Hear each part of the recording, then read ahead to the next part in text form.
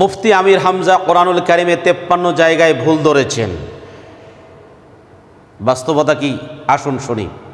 প্রিয় ভাইরা আমার, আখলাক টিভি নামক একটা চ্যানেল আছে, সেই চ্যানেলটা মুফতি আমির হামজাকে ঘায়েল করার জন্য কাটিং পেস্টিং করে ছেড়ে দিয়েছে। মুফতি আমির হামজা নাকি কোরআনুল কারিমে 3 বছর গবেষণা করে 53টি ভুল ধরেছেন।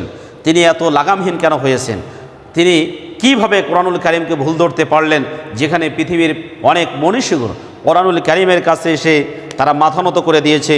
কোরআনুল কারিম চারটি জায়গায় চ্যালেঞ্জ করে দিয়েছে, ওয়াইন কুনতুম ফি রাইবিম মিম্মা নাযালনা আলা আবদিনা ফাতু বিসূরাতিম মিন মিথলি ওয়াদউ শুহাদাকুম মিন দুনিল্লাহি ইন কুনতুম সাদিকিন।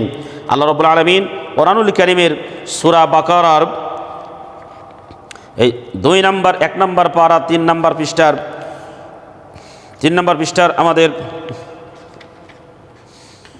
23 নম্বর আয়াতে কারিমার মধ্যে তিনি এই কথা জানিয়ে দিয়েছেন, যদি কোরআনুল কারিমের মধ্যে কোনো ভুল থাকে তাহলে তোমরা এর ছোট্টতম সূরা একটা সূরা নিয়ে এসো। পৃথিবীর সব মনীষী, পৃথিবীর সব সাহিত্যিকরা কোরআনুল কারিমের কাছে সে স্যালেন্ডার করেছে।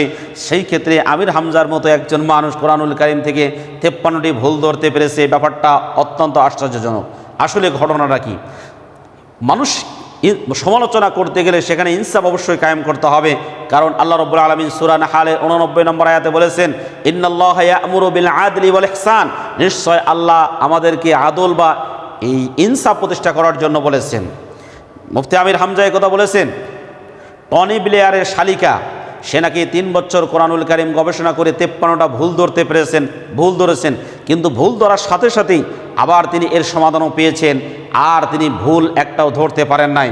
এই কথাটা বোঝাইতে গিয়ে তিনি বলতে গিয়ে যখন এই কথা বলেছেন, আর আখলাক টিভি এরা কাটিং পেস্টিং করে শুধু ওইটুকু চালিয়ে আমির হামজার নামে চালিয়ে দিয়েছে। এই যে বেইনসাফি, এই যে একজন মানুষের উপর অপবাদ দেওয়া, এই অপবাদের কারণে যারা অপবাদ দিয়েছে, আল্লাহ তাদেরকে দুনিয়া এবং আখিরাতে অবশ্যই লাঞ্ছিত করবেন, তাদের যাবতীয় কর্মকাণ্ডকে নস্যাৎ করে দিবেন। মানা আমিলা সালিহান ফালিনাফসি ওয়া মান আসা ফাআলাইহা। যারা ভালো কাজ করবে তারা তো নিজেদের কল্যাণের জন্যই করল, আর যারা খারাপ কাজ করে তারা তো নিজেদের খারাপের জন্যই খারাপ কাজ করল। আমার প্রিয় ভাইয়েরা, মুফতি আমির হামজা তিনি বুঝাতে চেয়েছিলেন, টনি ব্লেয়ারের শালিকা, সে কোরআন নিয়ে গবেষণা করেছে 3 বছর, 53টা ভুল পেয়েছি, কিন্তু ভুল পাওয়ার সাথে সাথে এটার সমাধানও তিনি দিয়েছেন। কথাটা এভাবে বলার পরে যারা কাটিং পেস্টিং করে চালিয়ে দিয়েছে, আল্লাহ তাদেরকে হেদায়েত দান করুন।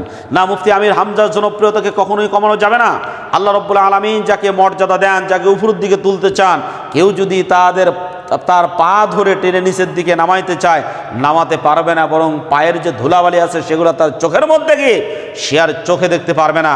সুতরাং মুফতি আমির হামজা বাংলাদেশের একজন আইডল ইসলামিক স্কলার, এবং তিনি এমপি পদে নমিনেশনও পেয়েছেন বাংলাদেশ জামাত ইসলামী থেকে।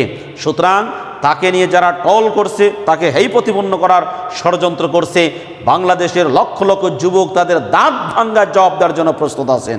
সুতরাং সর্বশেষ কথা হচ্ছে এই, তিনি টনি ব্লেয়ারের শালিকার এই কথাটা ব্যাখ্যা করেছেন, আর এটাকে কাটিং পেস্টিং করে উল্টোপাল্টোভাবে তার নামে ছড়িয়ে দিয়েছে। অনুরোধ করব, উল্টোপাল্টোভাবে ছাড়িয়ে দিয়ে নিজেদের ফুলুস কামায়ের ধান্দা যারা করে তাদেরকে বয়কট করতে হবে, উচিত শিক্ষা দিতে হবে, যেন আর কোনোদিন তারা উল্টাপাল্টা কিছু করতে না পারে।